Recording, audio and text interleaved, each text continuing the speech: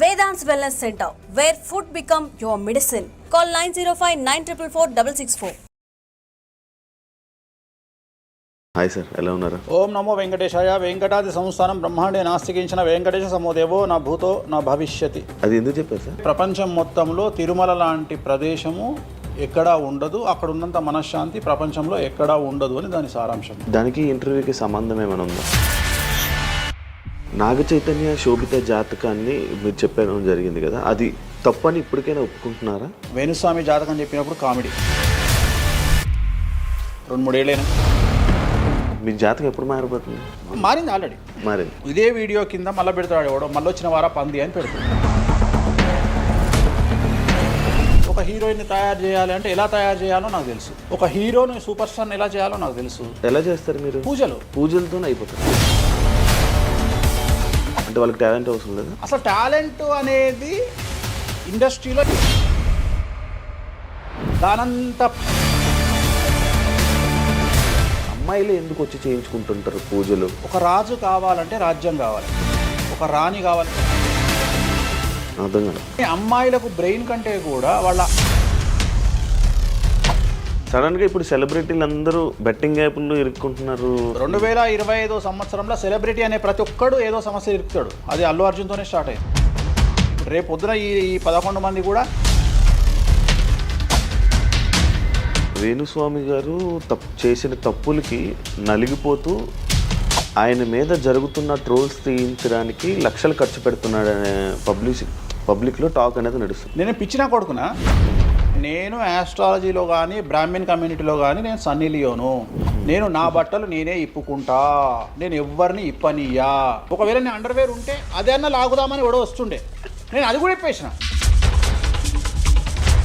Supreme court ఇచ్చిన order ప్రకారం నేను వేరే అమ్మాయితో పడుకున్నా. ఆయన లారీ కళ్ళద్దాలు పెట్టుకుంటాడు అని ఒక జ్యోతిష్కుడు నన్ను విమర్శిస్తున్నాడు. అంటే అరే లారీ కళ్ళద్దాలు అది కొనాలంటే ఎంత ఉంటే ఇంకా నువ్వు దాని గురించి మాట్లాడితే నువ్వు ఇక వాడిని కుక్క కంటే హీనంగా నేను చూడాలి తప్ప వాడి పాన్ ఇండియా ఆస్ట్రాలజీ 100% తప్పేముంది. యుఎస్, దుబాయ్ అవన్నీ వెళ్తున్నారంట. కామాఖ్యలో నాన్ వెజ్ ఉండదు, లిక్కర్ ఉండదు అని చెప్పి పబ్లిసిటీ చేశారు. అక్కడికి వెళ్ళే వాళ్ళు క్షుద్ర పూజలు వీళ్ళు వాళ్ళు వెళ్తుంటారు. శ్రీకాళహస్తిలో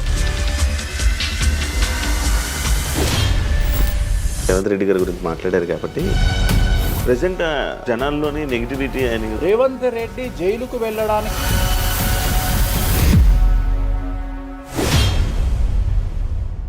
హాయ్ హలో నమస్తే, నేను మీ anchor Shiva. Welcome to Aiden media. ఈరోజు మన ముందున్న గెస్ట్ ఆల్రెడీ ప్రోమో చూస్తే మీకు అర్థమైపోయి ఉంటుంది, మన వేణుస్వామి గారు ఈరోజు మనతో ఉన్నారు.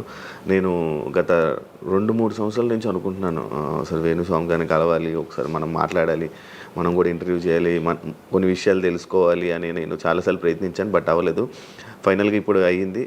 అదే కాకుండా మరి కొన్ని రోజులు ఉగాది రానుంది, దాని గురించి రాశి ఫలాలు అండ్ కొత్త విషయాలు ఆయన మాటల్లోనే తెలుసుకునే ప్రయత్నం అయితే చేద్దాం. హాయ్ సార్, ఎలా ఉన్నారు? ఓం నమో వెంకటేశాయ. వెంకటాది సంస్థానం బ్రహ్మాండే నాస్తికించిన వెంకటేశ సమోదేవో నా భూతో నా భవిష్యతి. సూపర్. అది ఎందుకు చెప్పారు సార్? ఇప్పుడు వెంకటాద్రి సంస్థానం బ్రహ్మాండే నాస్తికించిన వెంకటేశ సమోదేవో నా భూతో నా భవిష్యతి అంటే కలియుగ దైవమైనటువంటి ప్రోటోకాల్ దైవమైనటువంటి వెంకటేశ్వర స్వామి వారు లాంటి భగవంతుడు, దేవుడు ఇక రాడు, రాలేడు, రాబోడు. అలాగే ప్రపంచం మొత్తంలో తిరుమల లాంటి ప్రదేశము ఎక్కడా ఉండదు, అక్కడ ఉన్నంత మనశ్శాంతి ప్రపంచంలో ఎక్కడా ఉండదు అని దాని సారాంశం. దానికి ఇంటర్వ్యూకి సంబంధం ఏమైనా ఉందా? నేను ఫాలో అయ్యేది శ్రీ వెంకటేశ్వర స్వామిని, కామాఖ్య అమ్మవారిని. సో మనం ఏదైతే జనరల్గా మాట్లాడతామో ఆ మాట్లాడే సందర్భంలో ఈ జనరల్గా నాకు ఇప్పటి వరకు గత 20 సంవత్సరాల నుండి ఏ ఇంటర్వ్యూలో కూడా పేపరు పెన్ను ప్రిపేర్ అవ్వడము, పేపర్లు పెన్నులు పెట్టుకొని వచ్చి కూర్చోవడము అలవాట్లేదు. సో నేను కూర్చొని మాట్లాడింది అంతా కూడా ఆ స్వామి అమ్మవారు మాత్రమే పలికిస్తారు. సో నేను మాట్లాడే ప్రతి మాట నాకు సంబంధం లేదు, ఎందుకంటే మీరు అబ్జర్వ్ చేసిరు నా దగ్గర ఏ పెన్ను లేదు, పేపర్ లేదు.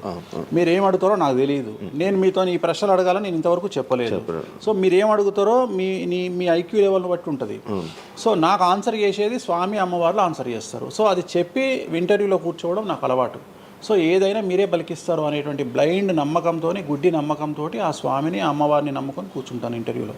సో నాకు అలవాటు ఏంటంటే కలియుగ దైవం, ప్రోటోకాల్ దైవం మనం చూస్తుంటాం. మాకు రాముడు ఇష్టము, మాకు శివుడు ఇష్టము. వెంకటేశ్వర స్వామి వద్ద మాత్రమే డబ్బు ఉంటుంది, వేరే వాళ్ళ దగ్గర డబ్బులు ఉండవు. ఉదాహరణ రాముడు ఉన్నాడు, సంవత్సరం నాడు ఒకటే రోజు ఆయన దగ్గరికి పోతాం మనం, అది శ్రీరామనవమి. శివుడు ఉన్నాడు, శివరాత్రి నాడు తప్ప ఎప్పుడూ పోము, కానీ ప్రతిరోజు వెళ్ళేది వెంకటేశ్వర స్వామి వారి దగ్గర. వెంకటేశ్వర స్వామి భోగమైనటువంటి అనుభవిస్తూ ఉంటాడు. ఆయనకు భోగ శ్రీనివాసులు అని వెంకటేశ్వర స్వామి వారు, మనం తిరుపతికి వెళ్తే తిరుపతిలో వెంకటేశ్వర స్వామి వారి దగ్గర చిన్న విగ్రహం ఉంటుంది కింద, దాన్ని భోగ వెంకటేశ్వర స్వామి అంటారు. అంటే ఆయనకున్నంత అనుభవించేదంతా ఆయన్ని అక్కడనే ఆ వెంకటేశ్వర స్వామి వారే అనుభవిస్తారు. సో అందుకని ఆయనకు అంత లగ్జరీ లైఫ్ ఉంటుంది. సో లక్ష్మి కూడా వెంకటేశ్వర స్వామి దగ్గరనే ఉంటుంది. అంటే మన కలియుగంలో ప్రోటోకాల్ దైవం అంటే వెంకటేశ్వర స్వామి. డబ్బును ఎంజాయ్ చేయాలి, డబ్బు రావాలి, లగ్జరీస్ అంటే వెంకటేశ్వర స్వామి. అందుకనే వెంకటేశ్వర స్వామి వారి మాట తీసుకొని మాత్రమే నేను ఇంటర్వ్యూని స్టార్ట్ చేస్తాను. మీకు డబ్బు రావాలి? ఎవరికి? మీకు. నాకు డబ్బు వచ్చింది ఆల్రెడీ, ఎనఫ్. ఎలా వచ్చింది? ఎలా సంపాదించారు? సంపాదించాలనే కసి ఉంటుంది కాబట్టి సంపాదిస్తాం. అంటే నేను ఎలా నమ్ముతా అంటే, ఒక సామెత ఉంటుంది, వీడి జాతకమే బాగుంటే వీడి జాతకాలు ఎందుకు చెప్పుకుంటాడు. సో నా జాతకం బాగుంది అని ప్రూవ్ చేసుకోవడానికి the first ever astrologer range rover వాడేటువంటి జ్యోతిష్కుడు నేను ఒక్కనే ఇండియాలో. సో అన్ని లగ్జరీస్ లైఫ్లో ఎంజాయ్ చేస్తేనే వేరే వాడికి మనం మాట్లాడేటువంటి రైట్స్ ఉంటాయి అనేటువంటిది ఉద్దేశం నాది. ఓకే, ఎగ్జాంపుల్ చెప్తా. ఒక తండ్రి ఒక 10 ఫోటోలు, ఒక Tendulkar photo, Modi photo, Amit Shah photo, ఒక ప్రముఖ హీరోయిన్ నయనతార ఫోటో, లేకపోతే ఒక రేవంత్ రెడ్డి ఫోటో, చంద్రబాబు నాయుడు ఫోటో, ఇట్లన్నీ తీసుకెళ్ళి పెట్టి ఇంట్లోకి వెళ్ళి తన కొడుకును పిలిచి, ఈ ఫోటోల్లో నువ్వు ఎవరు కావాలనుకుంటున్నావు అని అడిగితే వాడు అక్కడ ఉన్నటువంటి ఫోటోల్లో ఏదో ఒక ఫోటో పిక్ చేసుకుంటాడు. కానీ ఏ కొడుకు కూడా నీలాగా కావాలనుకుంటున్నా నాన్న అని చెప్పాడు. ఆ సిగ్గు వీడికి ఉండదు, అలా పెంచగలిగినటువంటి తత్వం వీడికి ఉండదు. సో నేను ఆ టైపు కాదు. నా కూతురు కానీ నా కొడుకు కానీ నీలాగా పెరగాలి నాన్న, నీలాగా నేను ఒక రోల్ మోడల్ అయితే నాన్న అనిపించుకునేటువంటి పరిస్థితి ఉన్నది. మీ ఫోటో కూడా పెడతారు అక్కడ? పెట్టను, నేను అసలు పెట్టను. నా కూతురే ఇవన్నీ నాకు వద్దు అని ఇట్లా పక్కకు జరిపి నేను నీలాగా తయారవుతా అని చెప్తుంది నా కూతురు. So that is my aim. So aim కదా సక్సెస్. నేను ఇవాళ నా కూతురు నన్ను చూస్తే నా తండ్రి నాకు రోల్ మోడల్ అని చెప్తుంది. రోల్ మోడల్ అని చెప్పాలంటే అన్ని రకాలుగా ఉండాలి. మనము ఒక కూతుర్ని చూసుకునే విధానంలో ఉంటుంది, ఒక భార్యను చూసుకునే విధానంలో ఉంటుంది. అలాగే సామాజికంగా మనం మన కూతురికి ఏమి ఇస్తున్నామో, కొడుకుకి ఏమి ఇస్తున్నాము, సమాజంలోకి వాళ్ళని ఎట్లా వదులుతున్నాము అనేటువంటిది కూడా అది ముఖ్యమైనటువంటి విషయం. సో ఇవన్నిటికీ సంసిద్ధతను వ్యక్తం చేయాల్సినటువంటి పరిస్థితి, వీటిని తయారు చేయాల్సినటువంటి పరిస్థితి నా మీద ఉంటుంది. సో నన్ను ఫస్ట్ ఎవరు కూడా క్వశ్చన్ చేయడానికి వీలు లేదు. అంటే నా దగ్గరకు వచ్చేవాడు, వేణుస్వామి నీ జాతకం బాగుంటే నువ్వు జాతకాలు ఎందుకు చెప్పుకుంటావు. సో ఇప్పుడు నేను ఒక హీరోయిన్ని తయారు చేయాలి అంటే ఎలా తయారు చేయాలో నాకు తెలుసు. అంటే ఆమె జాతకంలో యోగం ఉంటే ఆమెను సూపర్ స్టార్ని ఎలా చేయాలో నాకు తెలుసు, ఒక హీరోని సూపర్ స్టార్ని ఎలా చేయాలో నాకు తెలుసు. సో ఎలా చేస్తారు మీరు? పూజలతోనే అయిపోతారు. అంటే వాళ్ళకి టాలెంట్ అవసరం లేదు? వాళ్ళకి టాలెంట్ జాతకం ఉంటేనే అంటున్నా కదా, యోగం ఉంటేనే అవుతారు కదా. జాతకంలో ఉంటుందని ఉంటుంది, ఒకవేళ ఉన్నదని మనకు కనిపించింది. అవును, వాళ్ళకి ఒకవేళ టాలెంట్ లేకపోతే అసలు టాలెంట్ అనేది ఇండస్ట్రీలో ఎవరికీ ఉండదు. Practice makes perfect. ఓకే, దానంత పనికి మాలిన మాట ఇంకోటి లేదు. శివ రాగానే ఫస్ట్ ఇంటర్వ్యూలోనే ఇరగదీయడు. శివ 1వ ఇంటర్వ్యూకు, శివ 100వ ఇంటర్వ్యూకు నక్కకు నాగలో అనుకున్నంత తేడా ఉంటుంది. మరి శివ ఫస్ట్ ఇంటర్వ్యూలోనే టాలెంట్ ఇరగదీసిండా? Practice makes perfect. అంత ఛాన్స్ ఇవ్వట్లేదు కదా ఇప్పుడు ఇండస్ట్రీలో. ఎవరు ఇక్కడికి వచ్చి ప్రాక్టీస్ చేసుకుంటామంటే ఛాన్సులు రావట్లేదు కదా. ఆటోమేటిక్గా టాలెంట్ అనేది మనము ప్లే చేస్తున్న రోల్స్ను బట్టి వస్తుంది. డైరెక్ట్గా అల్లు అర్జున్ గంగోత్రి సినిమాలో చూసిన అల్లు అర్జున్కు, పుష్ప 3లో చూసిన అల్లు అర్జున్కు కోడిపిల్ల లెక్క కళ్ళు తిరిగి కింద పడతాం అందరం. ఆయన హావభావాలు కానీ, ఆయన ముఖవర్చస్సు కానీ, గంగోత్రి సినిమాలో ఉన్నటువంటి అల్లు అర్జున్కు, పుష్ప 3కి. మరి గంగోత్రిలోనే పుష్ప 3 లాగా ఎందుకు లేడు అల్లు అర్జున్ అంటే? మరి అప్పుడు టాలెంట్ లేదా? సో ఇక్కడ ప్రాక్టీస్ మేక్స్ పర్ఫెక్ట్. అంటే కొన్ని పనికి మాలినటువంటి మాటలు మాట్లాడేటువంటి ఎప్పుడో 50 ఏళ్ళ కింద సామెతలను తీసుకొచ్చి రుద్దే ప్రయత్నం చేస్తారు. సో ఇక్కడ టాలెంట్ అనేది పక్కన పెడదాం, అవకాశం ముఖ్యం. నువ్వు టాలెంట్ ప్రూవ్ చేసుకోవాలంటే అవకాశం ముఖ్యం. శివ అనేవాడు యాంకరింగ్లో తోపు తురుము అని ప్రూవ్ చేసుకోవాలంటే అవకాశం ముఖ్యం. అవకాశం లేకపోతే శివలో టాలెంట్ ఉండదు, ఆ టాలెంట్ డెవలప్మెంట్ ఉండదు. సో ఇక్కడ ఏంది అంటే అవకాశాలు రావడం కోసం మనం ప్రయత్నం చేస్తాం. ఒక సీఎం సీట్ ఎక్కడం కోసం సీఎం ఏం చేస్తాడు అని తెలవాలి అంటే సీట్ ఎక్కాలి. సీట్ ఎక్కిన తర్వాత సీఎంగా ఈయన పనికొస్తాడా రాడని డిసైడ్ అవుతుంది. అట్లనే ఒక అమ్మాయి హీరోయిన్ అయిన తర్వాత ఈ అమ్మాయికి అంత సీన్ ఉందా లేదా అనే విషయం తెలుస్తుంది. సో మనం కనుక నయనతారని తీసుకున్నా, సమంతని తీసుకున్నా, ఏ హీరోయిన్ తీసుకున్నా, ఏ హీరోని తీసుకున్నా వాళ్ళ ఫస్ట్ సినిమాకు, వాళ్ళ 3వ సినిమాకు, వాళ్ళ 30వ సినిమాకు ఎక్స్ట్రీమ్ చేంజెస్ ఉంటాయి. సో ఇవన్నీ ఎట్లా వస్తున్నాయి అంటే ఫస్ట్ సినిమాకి టాలెంట్ లేదు, వాళ్ళు సానబట్టబడతారు. వాళ్ళకు వచ్చేటువంటి క్యారెక్టర్ల ద్వారా వాళ్ళు ఆ లెవెల్కి వస్తారు. అట్లనే ఒక గ్రామస్థాయి సర్పంచ్ నుండి స్టార్ట్ అయినటువంటి వ్యక్తి వాళ్ళ రాష్ట్రానికి తెలంగాణకు ముఖ్యమంత్రి అయిన రేవంత్ రెడ్డి అంటే ఆయన ప్లానింగు, ఆయన ఎట్లా చేయాలి, ఎట్లా సీఎం కావాలి అనే ఆలోచనల ద్వారా ఇక్కడికి వచ్చిండు. తెలంగాణలో కాంగ్రెస్లో ఎంతోమంది తోపులు తురుములు ఉండగా రేవంత్ రెడ్డి ఎందుకు సీఎం అయ్యిండు అంటే రేవంత్ రెడ్డి టార్గెట్ సీఎం పదవి. మధ్యలో ఉండేవాళ్ళు వేరే వాళ్ళందరూ టార్గెట్ సీఎం పదవి కాదు, కానీ రేవంత్ రెడ్డి మాత్రమే అన్ని కష్టాలు పడ్డాడు. రేవంత్ రెడ్డి మాత్రమే సీఎం టార్గెట్ చేసుకొని వాళ్ళ పదవి వచ్చింది. సో ఇది ప్రాక్టీస్ మేక్స్ పర్ఫెక్ట్. సో మనం ఎంత ప్రాక్టీస్ చేస్తే అంత పర్ఫెక్ట్ అవుతాం. అంతేగాని టాలెంట్ చూపించుకోవాలి అంటే అవకాశం రావాలి, అవకాశం వచ్చిన దాన్ని వాడుకోవాలి. అన్నిటికంటే ధైర్యం కావాలి. There is no development in comfortable zone. కలియుగంలో కంఫర్టబుల్ జోన్లో ఎప్పుడూ డెవలప్మెంట్ ఉండదు. తెలంగాణ రాష్ట్రంలో కాంగ్రెస్ పార్టీలో మనం గనక కాంగ్రెస్ పార్టీలో ఉన్నటువంటి వ్యక్తులను తీసుకుంటే ఒక రేవంత్ రెడ్డి మినహా ఎవరు కూడా జైలుకి వెళ్ళలేదు. రేవంత్ రెడ్డి జైలుకు వెళ్ళడానికి కూడా సంసిద్ధత వ్యక్తం చేసినాడు, అలాంటి ఫైటింగ్ చేసినాడు. అంటే కంఫర్టబుల్ జోన్ దాటి రిస్క్ జోన్లో ఫైట్ చేయడం వల్ల ఇవాళ సీఎం అయినాడు. మిగతా వాళ్ళందరూ ఎక్కడనో దగ్గర భయపడ్డమో, బాధపడ్డమో, వెనకడికి వేయడం వల్లనో వాళ్ళు అక్కడనే ఉండిపోయారు. ఈయన మాత్రమే జైలుకు వెళ్ళి మరీ ఫైట్ చేసి వాళ్ళ సీఎం అయ్యాడు. అంటే ఎవరైతే కష్టపడతారో వాళ్ళకు ఫలితం దక్కుతుంది, ఎవరైతే కంఫర్టబుల్ జోన్లో ఉంటారో వాళ్ళు కంఫర్ట్ లెవెల్ అట్లనే ఉంటుంది.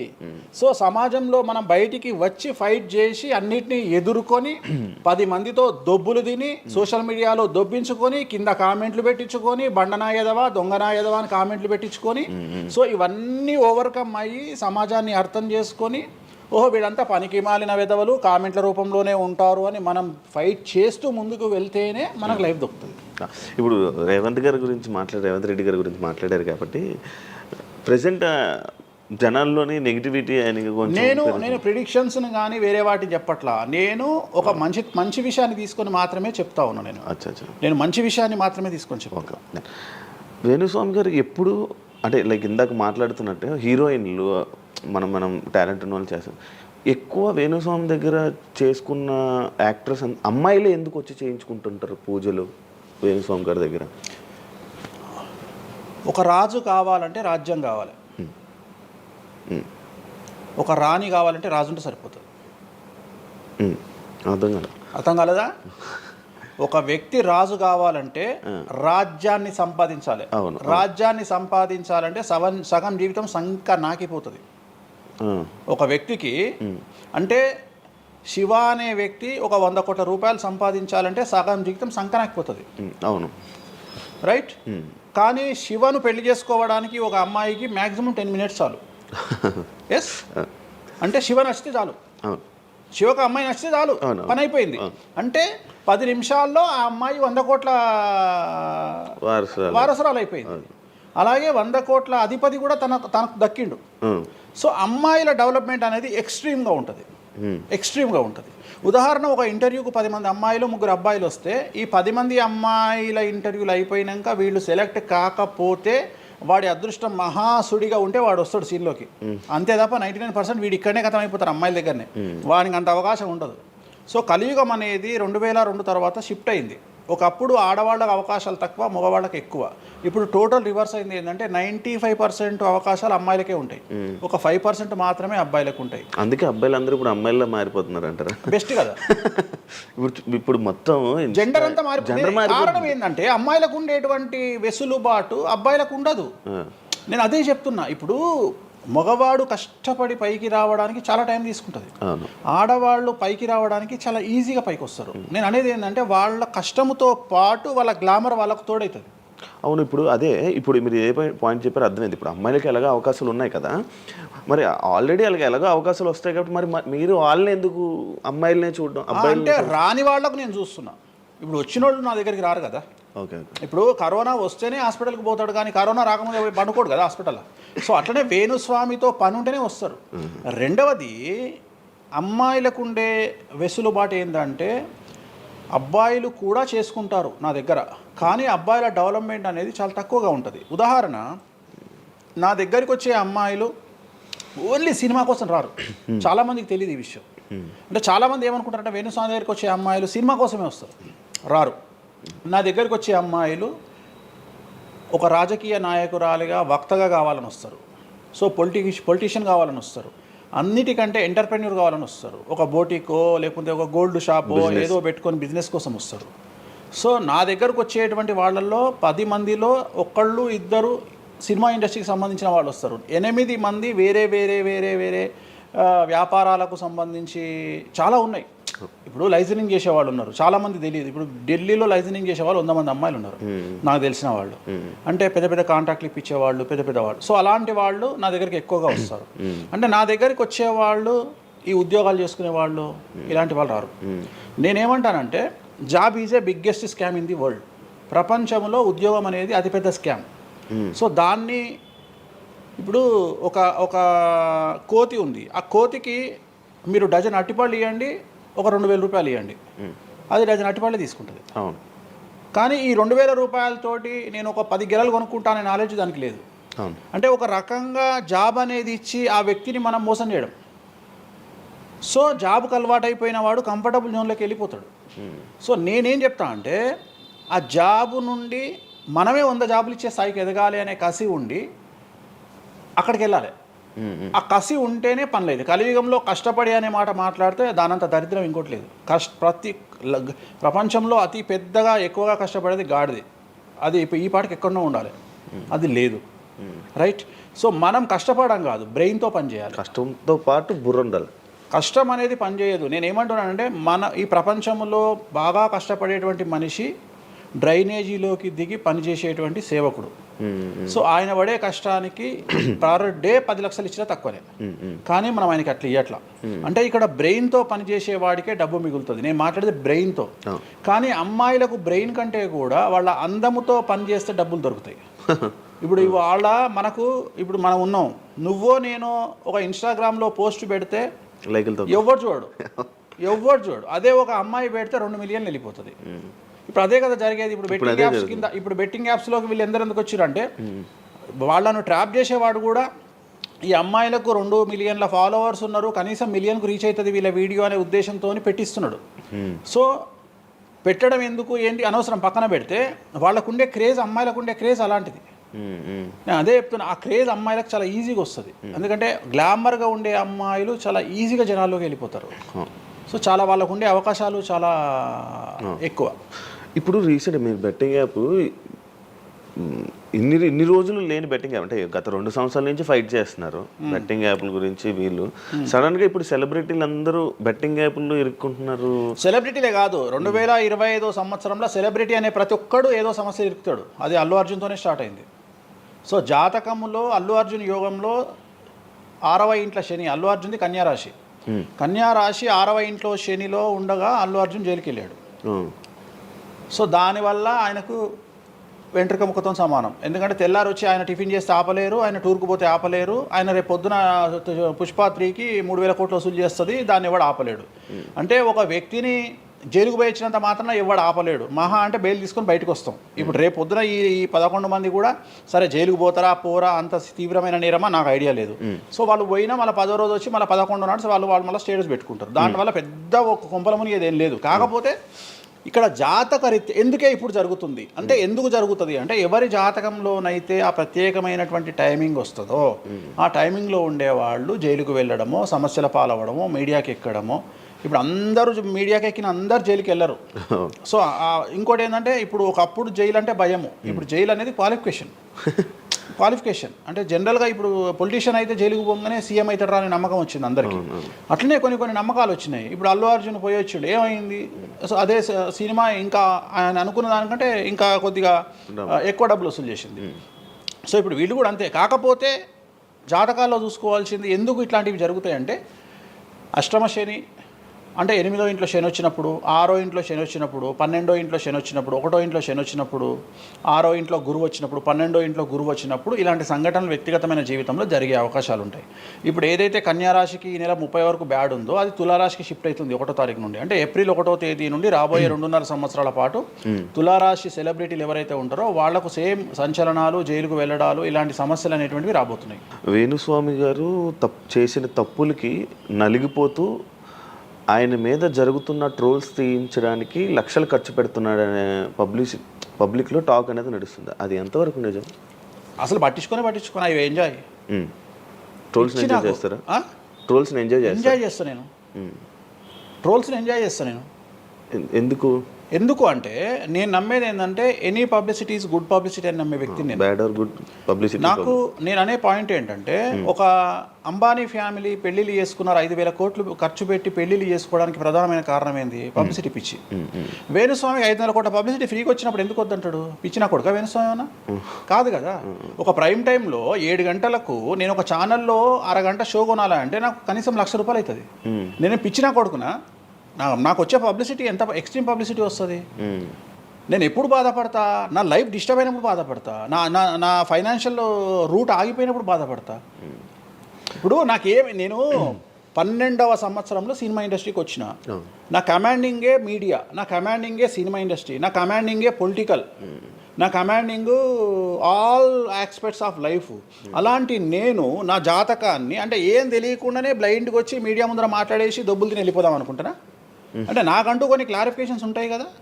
ఇప్పుడు ఉదాహరణ, ఇప్పుడు ఒక వ్యక్తి మీద ఒక లీగల్ అలిగేషన్ వచ్చినప్పుడు వాడు యాంటిసిపేటరీ బెయిల్ తీసుకుందామా, లాయర్ను మాట్లాడుకుందామా, ఏం చేద్దాం అని ఆలోచిస్తాడు కదా. అట్లనే మనం అడవిలోకి వెళ్ళేటప్పుడు టైర్ పంక్చర్ అయితే ఏం చేస్తామని ఆలోచించుకుంటాం కదా. అట్లనే ఒక అడవిలో ట్రావెల్ చేసినప్పుడు మనం ఆలోచించుకొని ట్యాంక్ డీజిల్ ఫుల్ చేయించుకుంటాం కదా. సో అట్లా నాకు ఉండవు ఆలోచనలు. నేను ఆలోచించుకోకుండానే ఇలాంటి పనులు చేస్తున్నా. సో వేణుస్వామిని దెబ్బ కొట్టాలి అన్నా, ఎవరిని దెబ్బ కొట్టాలన్నా ఫైనాన్షియల్గా దెబ్బ కొట్టాలి.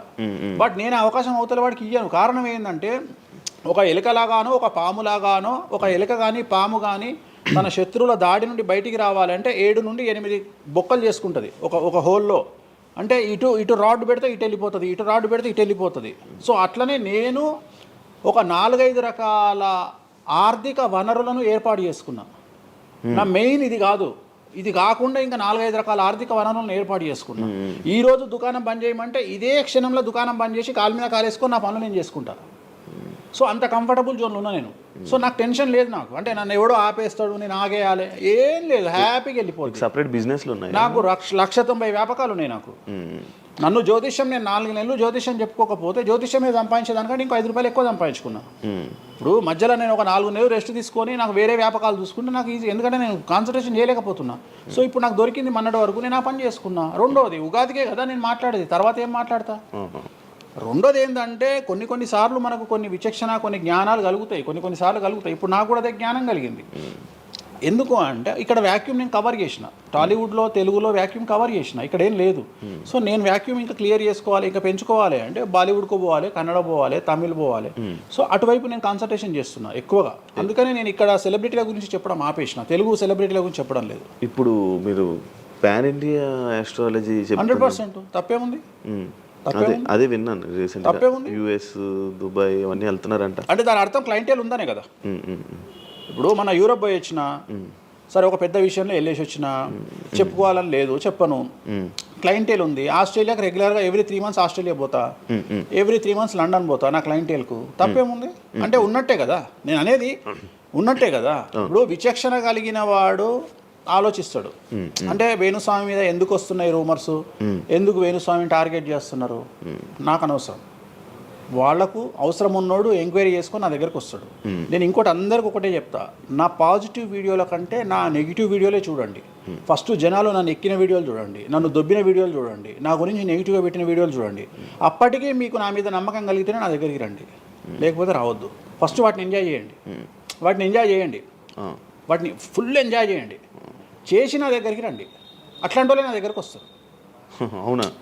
నాకు అదే కావాలి. చెప్పారా వచ్చారా? నాకు అదే నాకు టీవీలో ఇప్పుడు కూడా చెప్తున్నా కదా, వాళ్ళు వచ్చిన వాళ్ళు ఎవరైనా వచ్చిన వాళ్ళు చెప్తారు కదా. ఇప్పుడు ఉదాహరణ ఏమంటారు అంటే, ఇప్పుడు కామాఖ్య ఉంది, కామాఖ్యకి వెళ్తే ఇప్పుడు ఎవరో ఒకళ్ళు పబ్లిసిటీ చేసిరు, కామాఖ్యలో నాన్ వెజ్ ఉండదు, లిక్కర్ ఉండదు అని చెప్పి పబ్లిసిటీ చేసిరు. అవును, చెయ్యంగానే నా కామాఖ్య మెట్లెక్కగానే కనిపించేది నాన్ వెజ్, కామాఖ్య మెట్లెక్కగానే కనిపించేది లిక్కరు, గర్భగుడిలో ప్రదర్శనం చేస్తున్నంతసేపు మనకు కనిపించేది నాన్ వెజ్, లిక్కరు. సో అక్కడికి ఇప్పుడు ఎగ్జాంపుల్ చెప్తా. ఇప్పుడు శివ అనే వ్యక్తి కామాఖ్యకి ఇంతవరకు వెళ్ళలేదు. సో ఇప్పుడు ఏమనుకుంటాడంటే, వేణుస్వామి గురించి చెప్పిన ప్రచారాన్ని శివ నమ్ముతాడు. నాకు అదే కావాలి, ఇప్పుడు నమ్మడమే కావాలా. కానీ శివ నెల తర్వాత కామాఖ్యకి వెళ్తాడు. వెళ్ళిన తర్వాత ఎక్కడ చూసినా అడుగున నాన్ వెజ్, లిక్కర్ కనిపిస్తుంది శివకు. శివకు లాస్ట్కు ప్రసాదం కూడా నాన్ వెజ్ ఇస్తారు, ప్రసాదం కూడా లిక్కరే ఇస్తారు. అంటే తాగునాయన అని చెప్పి చేతిలో పోస్తారు. అంటే తీర్థంలో లిక్కర్ పోసి మీకు తీర్థం ఇస్తారు, మీరు తీర్థం తాగుతారు, లిక్కర్ పోసిరు. అప్పుడు ఒకసారి మీకు గుర్తొచ్చేది ఎవరు? వేణుస్వామి. ఓహో, వేణుస్వామి చెప్పింది 100కు 100% నిజము. అంటే మనం మూర్ఖులము, ఇన్ని రోజులు నమ్మింది, మనం తప్పు చేసినాం వేణుస్వామి విషయంలో. అక్కడికి వెళ్ళే వాళ్ళు క్షుద్ర పూజలు వీళ్ళు వాళ్ళు వెళ్తుంటారు. అసలు క్షుద్రం అంటే ఏంది? క్షుద్ర పూజలు శ్మశానంలో చేస్తారు. ఇవి వామాచార పూజలు. మందులలో, అలోపతి మందుల్లో రెగ్యులర్ మందులు స్టిరాయిడ్స్ లాగా, స్టిరాయిడ్స్ అనేవి ఇవి. సో నాలెడ్జ్ లేకపోతే నిమ్మకాయలు పెట్టిన ప్రతి చోట క్షుద్ర పూజ అంటే, శ్రీకాళహస్తిలో నిమ్మకాయలతోనే పూజ చేస్తారు. క్షుద్ర పూజ నాది అంటే వేణుస్వామి పూజలు చేయడం క్షుద్ర పూజలు, వామాచార పూజలు. వామాచార పూజ నేను అనేది ఏంటంటే, నేను ఇప్పుడు ఇందాక అదే చెప్పిన, అనేవాడు ఫిల్టర్ లేకుండా ఎన్నన్నా అనుకోని, ఒకవేళ అట్లా అనుకుంటే వేణుస్వామి క్షుద్ర పూజలు చేస్తే సోషల్ మీడియాలో ఎందుకు పెట్టుకుంటాడు? నా లైఫ్లో నేను చెప్పేది ఒకటే, నేను ఆస్ట్రాలజీలో కానీ బ్రాహ్మణ్ కమ్యూనిటీలో కానీ నేను సన్నీ లియోను. నేను నా బట్టలు నేనే ఇప్పుకుంటా, నేను ఎవ్వరిని ఇప్పనియ్యా, నా బట్టలు నేనే ఇప్పుకుంటా. నేను దొంగతనంగా ఇవాళ వరకు పూజ చేసినా, దొంగతనంగా చెయ్యలేదు. పైన పూజ అవుతుంది, మీరు కెమెరా తీసుకొని పోయి పెట్టుకోండి. నాన్ వెజ్ పెట్టిర్రు, లిక్కర్ పెట్టిర్రు, పైన పూజ అవుతుంది. సో మీ ఇష్టం వచ్చినవి తీసుకోండి. నేను శాస్త్రానికి విరుద్ధంగా చేస్తే అమ్మవారు నన్ను సర్వనాశనం చేస్తుంది. నాకెవడన్నా అడ్డొచ్చి అనవసరంగా అమ్మవారిని బద్నాం చేస్తే వాడు సర్వనాశనం అవుతాడు. Simple logic. ఇంట్లో పెద్ద ఏం లేదు, ఇంట్లో నేను పెద్ద గొప్పగా చెప్పుకునేదే లేదు. వామాచారాన్ని క్షుద్ర పూజలుగా భావించి మాట్లాడుకుంటే మీ కర్మ. ఇంకోటి, నేను ఎందుకు లైవ్లో పెడతా పూజలన్నీ? ఎందుకు పెడుతున్నా అంటే, నేను చేసేటి సక్రమమైనటువంటివి కాబట్టే పెడుతున్నా. ఇంకోటి, ఎక్స్ప్లోర్ చేసేవాడికి తెలుస్తాయి ఇవన్నీ. కామాఖ్య పోవాలంటే పోయేటప్పుడు 15,000, వచ్చేటప్పుడు 15,000, 30,000 రూపాయల ఫ్లైట్ టికెట్ ఎక్కి పోవాలి. ఒకప్పుడు 4,000 రూపాయల ఫ్లైట్ టికెట్ ఉంది వేణుస్వామి ప్రచారం చేయక ముందుకు. వారానికి ఒక్క ఫ్లైట్ ఉండే గౌహతికి. ఇవాళ ప్రతిరోజు పోవడానికి 3 ఫ్లైట్లు, రిటర్న్ రావడానికి 4 ఫ్లైట్లు వేణుస్వామి వల్ల ఏర్పడ్డాయి. ఇవాళ తెలుగు, మీరు కామాఖ్య టెంపుల్కి వెళ్తే ప్రతి 10 మందిలో 5 తెలుగు వాళ్ళే ఉంటారు, కర్ణాటక వాళ్ళు ఉంటారు, తమిళ వాళ్ళు ఉంటారు. సో ఇంత స్ప్రెడ్ అయింది కామాఖ్య. సో రెండవది, తెలియకుండా మాట్లాడే వాళ్ళ గురించి నేను మాట్లాడా, ఎక్స్ప్లోర్ చేసి మాట్లాడే వాళ్ళ గురించి నేను మాట్లాడతాను. మీరు కామాఖ్యకి వెళ్తే ఇప్పుడు గోవాలో ఏముంటుంది? మందు ఉంటుంది. ఉదాహరణ, బ్యాంకాక్ అనగానే ప్రతి నా కొడుకు మాట్లాడేది ఏంది? మసాజ్. హైదరాబాద్ కంటే గొప్పగా ఉంటుందా బ్యాంకాక్? నాకు తెలియదు. ఇండియా కంటే గొప్పగా ఉంటుందా బ్యాంకాక్? లేదు. మరి ఇప్పుడు అట్లాంటప్పుడు ఆడవాళ్ళు ఎందుకు పోతున్నారు? ఇప్పుడు బ్యాంకాక్కు ఆడవాళ్ళు విపరీతంగా పోతున్నారు. అంటే బ్యాంకాక్లో మసాజ్ కాకుండా బీచెస్, వైట్ శాండ్ బీచెస్ చాలా ఫేమస్, ఫ్రూట్స్ ఫేమస్, చెట్లు ఫేమస్, ఎంటర్టైన్ చేసే ప్లేసెస్ చాలా. అంటే మూర్ఖులు, నాలెడ్జ్ లేనోళ్ళు బ్యాంకాక్ గురించి తప్పుగా మాట్లాడతారు. అట్లనే మన దగ్గర పెద్దాపురం ఉంది. పెద్దాపురం గురించి అదేనా ఇక దాని అర్థం? పెద్దాపురంలో బుట్ట భోజనం చాలా ఫేమస్. నేను ఎక్కడికి వెళ్ళిపోయాను. పెద్దాపురం అని ఉంది, బుట్ట భోజనం ఉంది. పెద్దాపురంలో బుట్ట భోజనం నాకు ఇష్టము, కొంతమందికి వేరే ఇష్టం. అంటే నేను అనేది ఏంటంటే, మీ ఇష్టం వచ్చినట్టు. ఇప్పుడు చిలకలూరుపేట అని పేరు, అంత మాత్రం తప్పు పడతామా? అంటే మూర్ఖపు వేదవాళ్ళు మాట్లాడే మాటలకు నేను తీసుకోవాల్సినటువంటి పని నాకు లేదు. రెండవది, కాదేది విమర్శకు అనర్హం. అంటే వేణుస్వామి దగ్గర విషయం ఉంది, వేణుస్వామి సెలబ్రిటీ కంటెంటు, లేదా వేణుస్వామిని ట్రోల్ చేసినా, వేణుస్వామిని తిట్టినా, వేణుస్వామి గురించి సబ్జెక్టు పెట్టినా, కనీసం మనకు ఒక వీడియోతోని ఒక 5 జీతాలు వెళ్తాయి అనేటువంటి నమ్మేటువంటి ప్రజల గురించి నేను మాట్లాడను. ఎందుకంటే నా వల్ల వాళ్ళ జీతాలు వెళ్తున్నప్పుడు నేను సంతోషపడతా. నా వల్ల జీతాలు వెళ్తున్నప్పుడు నేను ఎంత తిడితే నాకు అంత ఆనందం. ఎందుకంటే వేణుస్వామి మంచోడు అని చెబితే ఎవడు చూడడు. వేణుస్వామిని తిడితే 5 లక్షలు చూస్తాడు. 5 లక్షలు అంటే కనీసం 30,000 రూపాయలు. అంటే నాకు తెలియదు సరిగా, ఒక జీతం వెళ్ళిపోతుంది కదా. సో నేను అనే పాయింట్ ఏంటంటే, నన్ను తిడితే నేను అసలు బాధపడను, నన్ను తిడితే నేను సంతోషపడతా. కారణం ఏంటంటే, అట్లీస్ట్ ఆ వీడియోతోని నన్ను ఒక 1000 మంది అన్న గుర్తుపడతారు. ఇప్పుడు ఆస్ట్రాలజీ పరంగా నాకు ఉండే గుర్తింపు నాకు ఉంది, నేను కాదనను. కానీ ఇంకా నా గుర్తింపు నేను పెంచుకోవాలంటే ఎట్లా పెంచుకుంటా, నాతో అయిపోయింది. ఇంతకంటే నేను ఏం చేయలేను. ఇక నేను మ్యాక్సిమం చేసేసిన ఆస్ట్రాలజీలో. ఇప్పుడు వేణుస్వామి అంటే సౌత్ ఇండియాలో వేణుస్వామి అనగానే ఆస్ట్రాలజీ పేరు వస్తుంది, ఆస్ట్రాలజీ అనగానే వేణుస్వామి వస్తుంది. ఎవడు అవునన్నా కాదన్నా నేనే మార్గదర్శకం, దీంట్లో అనుమానమే లేదు. కానీ ఇంతకంటే నాకు ఇంకేదో కావాలి అంటే నేను డబ్బులు, ఇప్పుడు మీరు నా దగ్గరకు వచ్చిర్రు, ఎక్కడైనా నా నేమ్ ప్లేట్ మీరు చూసిరా? చూడలేదు. నా ఫోటో కనిపిస్తుందా మీకు నా ఆఫీస్లో? లేదు. అది నా రేంజ్, అది నా రేంజ్. నాకు విజిటింగ్ కార్డు ఉండదు, నాకు విజిటింగ్ కార్డు ఉండదు, నాకు నేమ్ ప్లేట్ ఉండదు, నాకు నా ఫోటో ఉండదు ఎక్కడ. అమ్మవారి ఫోటోలు, వెంకటేశ్వర ఫోటోలు తప్ప నా పర్సనల్ ఫోటోలు నేను ఎక్కడ పెట్టుకోను. మీరు నన్ను వేణుస్వామి కాదు ఎల్లయ్య అన్న నేను యాక్సెప్ట్ చేస్తాను. ఒకవేళ ఒకరోజు యాంకరింగ్లో ఒక ఆమె ఏం చేసిందంటే, అమ్మాయి ఇంటర్వ్యూ చేయబోతూ వేణుస్వామి కాకుండా ఏదో కొత్త పేరు చెప్పింది, కొత్త పేరు చెప్పి భయపడ్డది. అంటే నేను ఫ్లోలో చెప్పేసి భయపడ్డది. స్వామి తప్పు చెప్పినా అంటే నీ ఇష్టం వచ్చిన పేరు చెప్పుకోపో అన్న. జనాలకైతే నేను వేణుస్వామి అని తెలుసు కదా. ఇప్పుడు వేణుస్వామి బొమ్మేసి పుల్లయ్య అంటే అయితే వేణుస్వామి అనుకుంటారు కదా జనాలు. నేను అనేది అది. సో నాకు ఎంత విమర్శ చేస్తే ఐఎమ్ ఫీల్ హ్యాపీ. అదే మీ గురించి మీరు అంత క్రియేట్ జనాల్లో అందరికీ తెలుసు, అంత ఉంది ఆల్రెడీ. నేను మౌత్ పబ్లిసిటీని నమ్ముతా. రెండవది సింపుల్ లాజిక్. తెలుగు జనాలు అంత పిచ్చోళ్ళ, ఎక్కడ ఎవరి గురించి నెగిటివ్ పడుతుంది, ఏం పడుతుంది, ఎందుకు పడుతుంది, దీని వెనకాల ఏం జరుగుతుంది అని ఆలోచించలేనంత చవటలో నేను అనుకోను. ప్రతి యాడ్ను క్షుణ్ణంగా పరిశీలిస్తారు, ప్రతి టీవీలో టెలికాస్ట్ అయ్యే ప్రతిదీ క్షుణ్ణంగా పరిశీలిస్తారు, దీని వెనక వీళ్ళ మోటో ఏంది అనేది కూడా ఆలోచిస్తారు. సో చాలా సింపుల్గా అనలైజ్ చేస్తారు. సో అంత మాత్రాన నాకు వచ్చేదేముంది, జనాలు ఒకటి నన్ను విమర్శించేవాడికి లేదా నన్ను శత్రువుగా భావించేవాడు ఆ 2 రోజులు మందు ఎక్కువ తాగుతాడు, 2 పెగ్గులు, అంతకుమించి వాడు వీకేది ఏం లేదు. రెగ్యులర్గా తాగే మందు కంటే 2 పెగ్గులు ఎక్కువ తాగుతాడు, 2 ముక్కలు ఎక్కువ తింటాడు, ఎందుకంటే అబ్బా వేణుస్వామికి ఏదో అయిపోయింది అని. కానీ అంతకుమించి జరిగేది ఏముంటుంది, వేణుస్వామి మర్డర్ చేసినా, మానభంగం చేసినా రాజ్యాంగానికి అతీతంగా లోపలికి పోతాడు. అది కాకుండా 19(1) ప్రకారమే ఎవరికైతే జనాలకు స్వేచ్ఛ మాట్లాడే హక్కు ఉందో దాన్ని బేస్ చేసుకుని వేణుస్వామి మాట్లాడతాడు తప్ప వేణుస్వామి రాజ్యాంగాన్ని మీరి ప్రవర్తించేటువంటి పరిస్థితి లేదు. రాజ్యాంగానికి లోబడి ప్రవర్తిస్తాడు. సో ఆర్టికల్ స్పీచ్ 19(1) ప్రకారమే మాట్లాడతాడు. దీంట్లో ఎటువంటి సమస్యలు లేదు. నా వృత్తి ఆస్ట్రాలజీ, సో పర్ఫెక్ట్గా మాట్లాడుకుంటా. కానీ నా గురించి నెగిటివ్గా మాట్లాడే వాళ్ళు ఎప్పుడు కూడా నా శ్రేయోభిలాషలే, ఎందుకంటే వాళ్ళు నా స్థాయిని పెంచుతూ ఉన్నారు కాబట్టి నేను వాళ్ళని ఎప్పుడూ శత్రువులుగా భావించను. వేణుస్వామి గారితో డేంజర్ అంటే మిగతా కొంతమంది బ్రాహ్మణ లైక్ పంతులు కానీ వీళ్ళు కానీ చెప్పేది ఇది, వేణుస్వామి గారి డేంజరు ఆయన్ని ఒకవేళ ఏమైనా అంటే మళ్ళీ ఆయన పూజలు చేసి మనం నాశనం అయిపోయేలా ఇది కూడా ఆయన చేయగలడు, పవర్స్ ఉన్నాయి. నమ్ముతున్నట్టే కదా, అంటే నాకు వర్తుందనే కదా. అలా అర్థం కాదు, వర్తున్నట్టే కదా. ఇప్పుడు వర్త్ లేకపోతే ఫీల్ కావాలి, భయపడుతున్నారంటే నమ్ముతున్నట్టే కదా. సబ్జెక్ట్ ఉందని నమ్ముతున్నారు కదా. ఓకే ఓకే, పవర్స్ ఉన్నాయి, పవర్స్ నమ్ముతున్నారంటే సబ్జెక్టే కదా. అది తప్పేం లేదే దాంట్లో, దాని తప్పేం లేదు కదా. అంటే నా దగ్గర పవర్స్ నమ్ముతున్నారు కదా, ఇట్ ఈస్ ప్రూవ్డ్ కదా. నేను అనే పాయింట్ ఏంటంటే నేనేదో జనాల్ని ఉద్ధరిస్తా, నేనేదో జనాలకు పూజలు చేసి వాళ్ళను మంచి చేస్తా అనుకున్నప్పుడు ఫస్ట్ అడిగే క్వశ్చన్ ఏంటంటే, రేపు ఇచ్చినాయాలా నీకు వచ్చిన సమస్యల్ని క్లియర్ చేసుకోరా అంటారు ఫస్ట్. మరి నా సమస్యలను క్లియర్ చేసుకుంటా కదా, లాజికా కాదా? చేస్తారా నిజంగా? నేను అడిగే పాయింట్ మీకు అర్థం కాలా?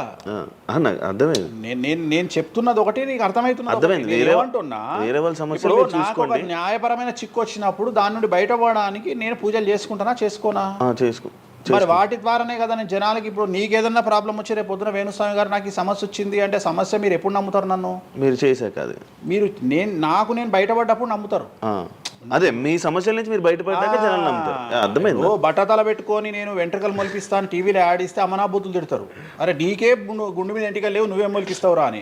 అట్లనే నేను కూడా నా స్టామినా ఏందో జనాలకు తెలియజెప్పాలి అంటే నేను నా సమస్యల నుండి బయటపడ్డప్పుడే కదా ఎదుటి వ్యక్తికి చేసే రైట్స్ నాకు ఉంటాయని చెప్తున్నా. అంటే ఇప్పుడు మీకు వచ్చిన సమస్యల నుంచి మీరు బయటపడ్డానికి మీకు మీరే పూజ చేసుకున్నారు. ఎందుకు చేసుకో?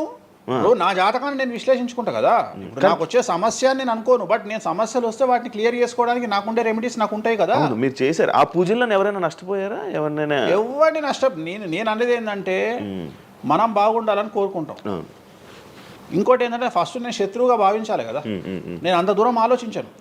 నేను ఎదుటి వ్యక్తిని శత్రువుగా ఎప్పుడు భావిస్తా అంటే వ్యక్తిగతంగా వచ్చి నన్ను కొట్టినప్పుడు నేను భావిస్తా. అంటే నా గురించి చెడుగా మాట్లాడడం అనేది నాకు శత్రువు కాదు, ఎందుకంటే వాళ్ళ వృత్తి అది. బోల్డ్ మంది మాట్లాడతారు అందరితో, అందరూ శత్రువులు. నేను అదే అంటున్నా. ఇప్పుడు ఇదే వీడియో కింద మళ్ళీ పెడతాడు ఎవడో, మళ్ళీ వచ్చిన వారా పంది అని పెడతాడు. ఇప్పుడు నేను వాడిని ఇల్లు ఎత్తుక్కుంటూ పోవాలా నేను? వాడిని ఇల్లు నాకు కనీసం లక్షల్లో క్లయింటేల్ ఉంటుంది. ఈ వీడియో కింద తిడితే తిడితే ఒక 10 మంది తిడతారు. ఈ 10 మంది అలవాటు కాదు, కలియుగ ధర్మము. నేను చాలా ప్రాక్టికల్గా ఉంటా. నేను చాలా లేకపోతే ఎంత దమ్ము ఉంటే ధనిష్టల నేను వచ్చి మందు తాగుతా, నాన్ వెజ్ పెడతా అని చెప్పుకోవాలంటే చాలా విషయం ఉండాలి, మామూలు విషయం కాదు. ఈ కమ్యూనిటీలో తట్టుకోవాలి. అందుకనే నేనేమంటున్నా, ఒక బ్రాహ్మడు అనగానే ఇప్పుడు ఉదాహరణ ఒక పెద్ద పూజారు ఉన్నాడు ఏ గుడికి, ఆ పెద్ద పూజారిని టార్గెట్ చేయాలంటే ఫస్ట్ టార్గెట్ చేసేది నాన్ వెజ్ తింటాడు, లిక్కర్ ముట్టుకుంటాడు అని చెప్తారు. అందుకని నేనే నా బట్టలు ఇప్పేసుకుంటున్నా, అవకాశం లేదు అంటే నేను ఆల్మోస్ట్ అండర్వేర్తో సహా అన్ని ఇప్పేసిన. ఒకవేళ నేను అండర్వేర్ ఉంటే అదే అన్న లాగుదామని ఎవడో వస్తుండే, నేను అది కూడా ఇప్పేసిన. ఇంకేముంది నా నాయన నన్ను ఇప్పడానికి? నా దగ్గర ఏం లేదు కదా. ఇప్పుడు నువ్వేమైనా కొత్తవి చూపిస్తే ఏం చూపిస్తావు? నువ్వేం చూపిస్తావు? సుప్రీంకోర్టు ఇచ్చిన ఆర్డర్ ప్రకారం నేను వేరే అమ్మాయితో పడుకున్నా, అమ్మాయితో ఇష్టంతో పడుకుంటే అది కూడా నాకేం తప్పు లేదు. ఇంకా నువ్వు నాకు ఏం చూపిస్తావు? నేను ఎప్పుడన్నా సామాజికానికి వ్యతిరేకంగా చేసినప్పుడు, శాస్త్రానికి వ్యతిరేకంగా చేసినప్పుడు నువ్వు నా గురించి వ్యతిరేకంగా చూపిస్తావు. అంతే తప్ప నా దగ్గర ఏమున్నాయని చూపిస్తావు? నేను చచ్చే వరకు చూపించలేవు. నేను నన్ను బొందబెట్టే వరకు, నన్ను తగలబెట్టే వరకు నేను తప్పు చేసినా చూపించలేవు. నేను చెయ్యను. మీరే చెప్పేసుకుంటున్నారు. నేనే చెయ్యను. నేను ఇప్పుడు పైసలు లేనివాడు, పైసలు పోగొట్టుకున్నవాడు బెట్టింగ్లోకి పోతాడు. లేదా ఇప్పుడు కొత్త వ్యవహారాలు ఉన్నాయి. ఒకడేమో నిధులు దొరుకుతాయని పోతాడు, ఒకడేమో రైస్ పుల్లర్ అని పోతాడు. ఇవన్నీ ఏం కావని తెలుసు, మనకు తెలుసు, వాడికి తెలియదు. వాడు మానసికంగా వీక్ కాబట్టి వాడు సొంతంగా డబ్బులు దొంగతనంగా నాకు అవసరమే లేదురా నాయన. నాకు వేరే వ్యాపకాల నుండి డబ్బులు వస్తున్నప్పుడు లంగ పని చేసే అవకాశం నేనెందుకు చేస్తా? నాకు అవసరమే లేదు. నన్ను లంగ పని చేయమని చెప్తే నేను చెయ్య, నాకు వద్దు. నేను లంగ పని చేసే సవ్వాలే లేదు, నాకు అవసరం లేదు. రెండోది ఏంటంటే నా దగ్గరికి రానంత వరకే నా గురించి నెగిటివ్గా మాట్లాడతారు. ఒక్కసారి నా ఆఫీస్లోకి ఎంటర్ అయ్యారు అంటే వానికే అర్థమైపోతుంది, నీ అమ్మాయి నా కుల్లా ఉన్నాడు రా నాయన, ఈయనతో వేస్ట్, ఈయన దగ్గర ఏం దొరకదు.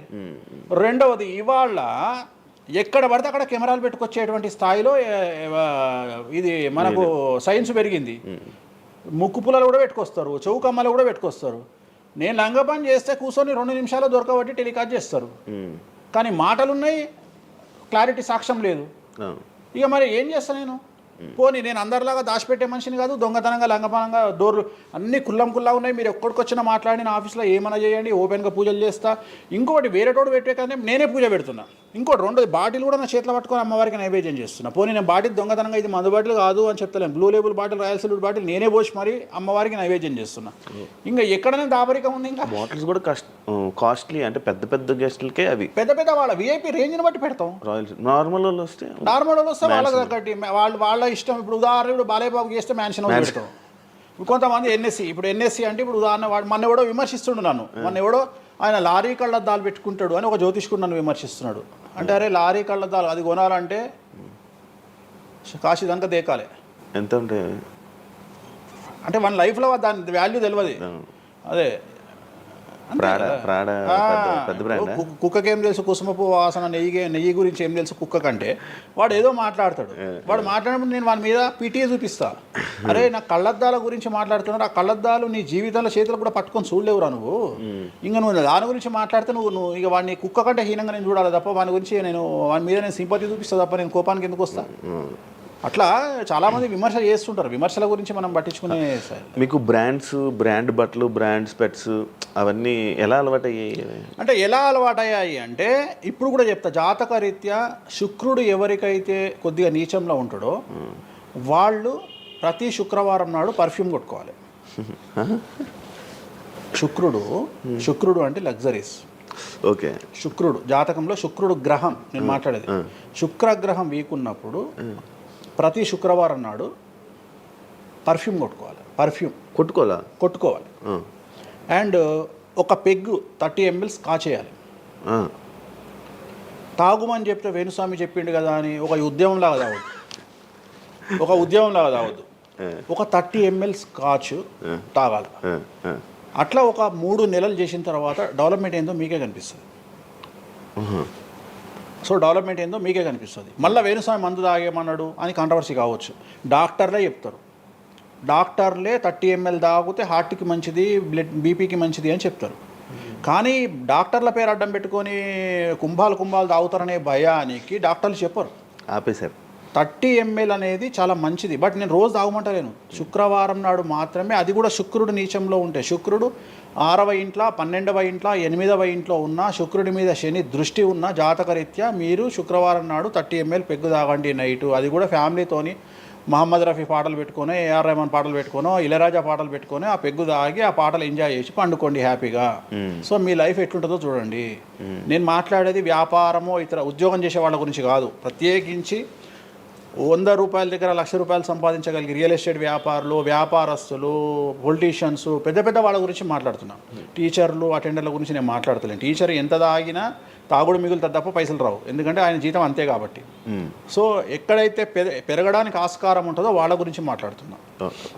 సో ఇది కూడా మంచిది రెమెడీ. సో ఇలాంటి రెమెడీలు చెప్పాలంటే వేణుస్వామి చెప్తాడు కానీ వేరేటోడు చెప్పాడు. ఎందుకంటే వాడికి భయం, మందు తాగమంటే తప్పు. అరే మందు తాగమంటే తప్పు అయితే మందు యాడ్ ఎందుకు వస్తుంది, మందు ఎందుకు తయారు చేస్తారు? సో ఇదన్నీ అందుకనే దేశ కాలమాన పరిస్థితి. కసినో తీసుకుపోయి గోవాలో పెడితేనేమో లీగలు, హైదరాబాద్లో పెడితే ఇల్లీగలు. సో నేను దేశ కాలమాన పరిస్థితులు అందుకనే చెప్తున్నా. దేశ పరిస్థితులు అంటే గోవాలో యాక్సెప్ట్ గేమింగ్ యాక్ట్, ఇండియా హైదరాబాద్లో యాక్సెప్ట్ కాదు. సో అదే చెప్తున్నా. ఒక దగ్గర విడాకులు అనేవి ఇండియాలో కష్టము, అమెరికాలో ఈజీ. అమెరికాలో 10 విడాకులు తీసుకున్నా ఎవడు పట్టించుకోడు. సో ఇవన్నీ కామన్. ఒకప్పుడు ఒక పెళ్లి చేసుకో, రెండో పెళ్లి అనేది చాలా పెద్ద విషయం. ఇవాళ తెలుగు సమాజం కానీ ఎంత గొప్పదైపోయిందంటే 5వ పెళ్లికి కూడా శుభమా అంటూ 5వ పెళ్లి అంటున్నారు. కాబట్టి చాలా వైడ్ రేంజ్ ఆఫ్ థింకింగ్ అనేది మారిపోయింది. కాబట్టి వేణుస్వామి కూడా మారిండు దాంట్లో. సింపుల్, అంతే, ఏం లేదు. ఇనయ మీ ఫ్రెండే సార్? ఇనయ ఫ్రెండ్ అనే పదం తప్పు కదా. ఫాలోవర్స్ ఉంటున్నా, నా క్లయింట్లు ఉంటారు.